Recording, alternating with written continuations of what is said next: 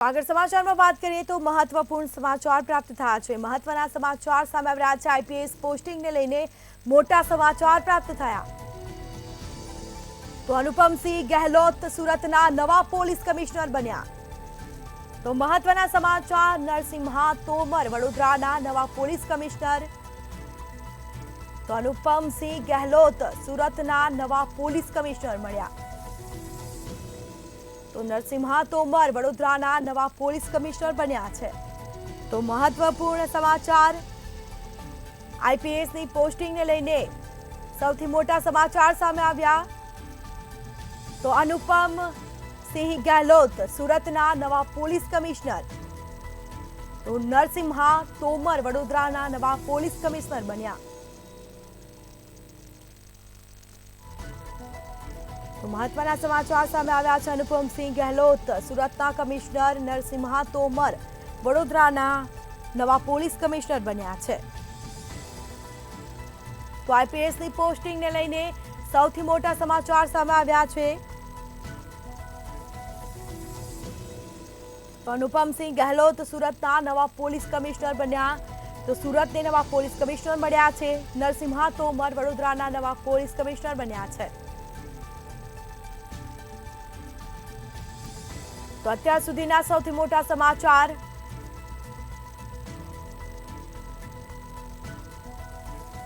તો મહત્વપૂર્ણ સમાચાર સામે આવ્યા। આઈપીએસની પોસ્ટિંગને લઈને સૌથી મોટા સમાચાર સામે આવ્યા છે। અનુપમસિંહ ગહેલોત સુરતના નવા પોલીસ કમિશનર બન્યા। તો સુરતને નવા પોલીસ કમિશનર મળ્યા। વડોદરાના નવા પોલીસ કમિશનર નરસિમ્હા તોમર બન્યા છે। અનુપમસિંહ ગહેલોત સુરતના નવા પોલીસ કમિશનર બન્યા। તો મહત્વના સમાચાર પ્રાપ્ત થયા। સુરતને નવા પોલીસ કમિશનર મળ્યા। નરસિમ્હા તોમર વડોદરાના નવા પોલીસ કમિશનર બન્યા। તો આઈપીએસની પોસ્ટિંગને લઈને સૌથી મોટા સમાચાર। તો મહત્વપૂર્ણ સમાચાર સામે આવ્યા છે। નરસિમ્હા તોમર વડોદરાના નવા પોલીસ કમિશનર બન્યા। તો પોસ્ટિંગ કરવામાં આવી છે। જે.આર. મોથલિયાને અમદાવાદ ગ્રામ્ય રેન્જ આઈજી બનાવવામાં આવ્યા છે। તો અનુપમસિંહ ગહેલોત સુરતના નવા પોલીસ કમિશનર બન્યા। આઈપીએસની પોસ્ટિંગને લઈને આ સૌથી મોટા સમાચાર પ્રાપ્ત થયા છે। તો અનુપમસિંહ ગહેલોત સુરતના નવા પોલીસ કમિશનર બન્યા છે। સુરતને નવા પોલીસ કમિશનર મળ્યા। તો વધુ વિગતો સાથે સંવાદદાતા વિશાલ મહેતા આપણી સાથે ફોન લાઈન પર જોડાઈ ગયા છે। જી, આઈપીએસની બદલી કરવામાં આવી હતી, કમિશનર મળ્યા છે સુરતને પણ નવા, શું માહિતી? ચોક્કસથી જે રીતે છેલ્લા ઘણા સમયથી રાહ જોવામાં આવી રહી હતી આઈપીએસની બદલીને લઈને, અને ત્યારબાદ જ્યારે ઇલેક્શન જાહેર થઈ ગયું ત્યાર પછી અનેક પ્રશ્નો હતા જનતાના અને પોલીસના મનમાં કે આખરે અધિકારીઓની ક્યારે બદલી થશે, પરંતુ આખરે આ ખુશખબર આવી ગઈ છે અને જે બદલીનો દોર છે તે શરૂ થઈ ગયો છે। જે બદલીની આતુરતાથી રાહ જોવામાં આવી રહી હતી તે બદલીઓના આદેશ થઈ ગયા છે અને અત્યારે હાલમાં જે રીતે બદલીના આદેશ થયા છે તેની અંદર ખાસ કરીને તમામ જે આઈપીએસ એટલે કે 35 આઈપીએસઓની બદલીને આદેશ જાહેર કરવામાં આવ્યા છે। તેની અંદર ખાસ કરીને વાત કરીએ તો સૌથી મોટા સમાચાર કે સુરતની જે કમિશનરની પોસ્ટ ખાલી હતી છેલ્લા ઘણા સમયથી તેની ઉપર અત્યારે હાલમાં વડોદરાના જે કમિશનર હતા અનુપમસિંહ ગહેલોત તેમને સુરતના નવા પોલીસ કમિશનર તરીકે નિયુક્ત કરવામાં આવેલા છે। તો સાથે જ જે જે.આર. મોથલિયા છે, જે અમદાવાદ ગ્રામ્યની જે પોસ્ટ ખાલી હતી તે જગ્યાએ તેમને અધિકારી તરીકે નિમણૂક કરવામાં આવી છે। સાથે જ બ્રિજેશ કુમાર ઝા જે અમદાવાદ સેક્ટર 2માં હતા તેમને પ્રમોટેડ કરી અને તે જગ્યાએ રાખવામાં આવ્યા છે। તો બીજી તરફ વાત કરવામાં આવે તો નરસિમ્હા કોમર છે, તો નરસિમ્હા કોમરને વડોદરાના નવા કમિશનર એટલે કે અનુપમસિંહ ગહેલોત જ્યારે વડોદરાથી સુરત ગયા છે ત્યારે નરસિમ્હા કોમરને વડોદરાના નવા કમિશનર તરીકે નિયુક્તિ આપવામાં આવી છે। સાથે જ અનેક બીજા અન્ય ઓફિસરો કે જેવા કે હસમુખ પટેલ છે, જ્ઞાનેન્દ્રસિંહ મલિક છે, સાથે જ અલગ અલગ જે ઓફિસરો છે તેમાં અજયકુમાર ચૌધરી છે, અભય ચુડાસમા છે, તેમને પોતાની જગ્યા પર જ રાખી અને તેમના ગ્રેડ પેમાં વધારો કરવામાં આવ્યો છે। એટલે તમામ ઓફિસરો છે તે લોકો છેલ્લા ઘણા સમયથી બદલીના આદેશની રાહ જોઈ રહ્યા હતા। આ તમામે તમામ 35 અધિકારીઓ છે તેમને આખરે બદલી આપવામાં આવી છે અને તેમને બદલીના આદેશ જાહેર કર્યા છે અને તાત્કાલિક નવી જગ્યા પર હાજર થવા માટેની સૂચના આપવામાં આવી છે। જી આવવાની છે અને તેને લઈને હાલ બદલી કરવામાં આવી રહી છે। અલગ અલગ સુરતમાં પણ પોલીસ કમિશનર નહોતા, તેમને પણ અનુપમસિંહ ગહેલોતને પોલીસ કમિશનર બનાવવામાં આવ્યા છે. અને અલગ અલગ કયા કયા વિસ્તારોમાં બદલી કરવામાં આવી?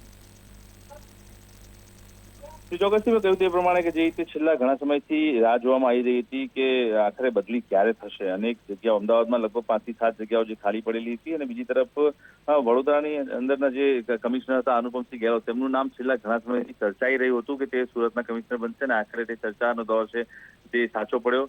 મંત્રી દ્વારા પણ પહેલા જણાવવામાં આવ્યું હતું કે અનુપમસિંહ ગહેલોત છે તે સુરતના કમિશનર બનશે, ત્યારે આ વાત સાચી સાબિત થઈ છે. અને આખરે વડોદરાના કમિશનરને સુરત કમિશનર તરીકેની પોસ્ટિંગ સરકાર દ્વારા આપવામાં આવી છે. સાથે જ અન્ય 35 જે આઈપીએસ ઓફિસરો છે તે તમામને પણ બદલી સાથે બઢતીના આદેશ પણ કરાયા છે. મોટાભાગના જે ઓફિસરો છે તેમને તેમના જ જે સ્થાન પર નિયુક્ત રાખી, એટલે કે પોતાની જ જગ્યા પર તેમને કાયમી રાખી, અને સાથે જ તેમના ગ્રેડ પેમાં વધારો કરવામાં આવ્યો છે.